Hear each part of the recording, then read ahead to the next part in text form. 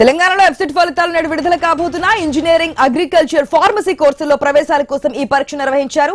JNTU H లో ఉదయం 11 గంటలకు ప్రభుత్వ సలహాదారు కె కేశవరావు, ఉన్నత విద్యామండలి chairman Acharya V Balakrishna Reddy, JNTU H VC T Kishan Kumar Reddy విడుదల చేయబోతున్నారు. ఈ ఫలితాలను పరీక్షలు పూర్తయిన 6వ రోజే ఫలితాలను విడుదల చేయబోతున్నారు.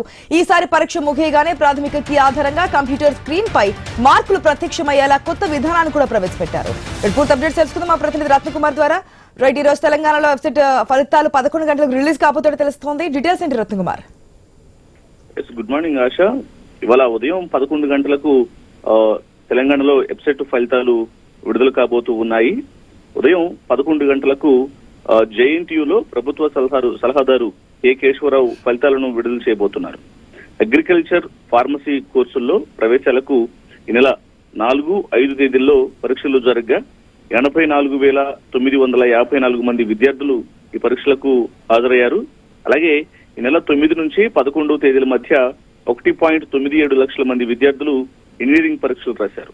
సో వీళ్ళ ఈ ఎగ్జామ్స్ కు సంబంధించినటువంటి ఆ ఫలితాలు అనేవి కూడా నేడు రిలీజ్ చేయబోతున్నారు. ఉదయం 11 గంటలకు ప్రభుత్వ సలహాదారు ఇటు కె కేశవరావుతో పాటు జేఎన్టీయూకు సంబంధించినటువంటి ఇతర అధికారులు సైతం ఈ యొక్క ఫలితాల రిలీజ్ కార్యక్రమంలో పాల్గొనబోతున్నారు.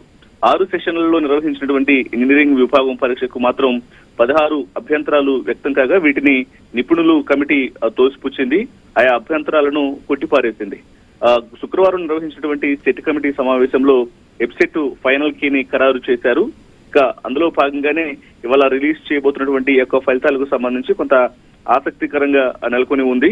ఎటువంటి ఫలితాలు అనేవి వస్తాయంటూ కూడా విద్యార్థులందరూ ఈగర్గా వెయిట్ చేస్తూ ఉన్నారు. ఇక ఉదయం 11 గంటలకు యొక్క ఎగ్జామ్ ఫలితాలు అనేవి రిలీజ్ కాబోతున్నాయి. ఆశ.